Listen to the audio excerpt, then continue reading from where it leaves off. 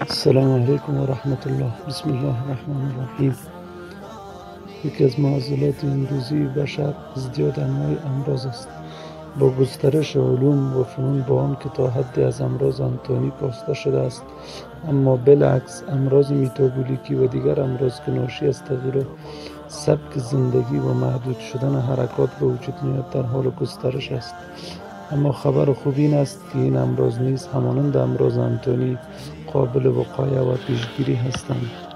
یکی از گزینه‌های مهم در این قسمت منظم نمودن حرکات و غذا است و اصلاح سبک زندگی.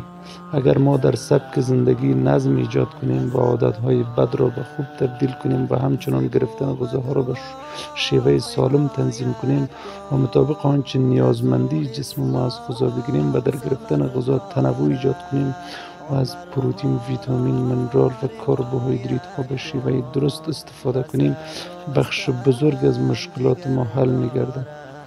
حتی از رفتن به دکتران بی نیاز می شویم و پولهای من جهت گرفتن داروهای کیمیایی و انجام معاینات بلند قیمت به هدر نمی رود.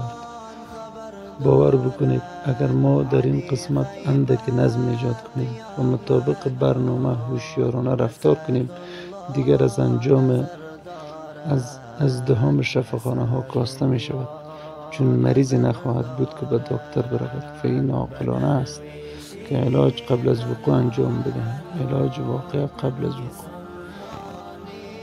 تشکر از این که تا اینجا با ما بودیم.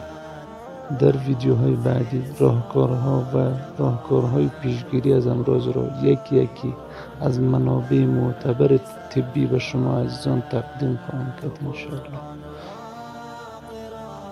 موفق و سربلند و سعادتمند باشید انشاءالله. السلام علیکم و رحمت الله و برکاته.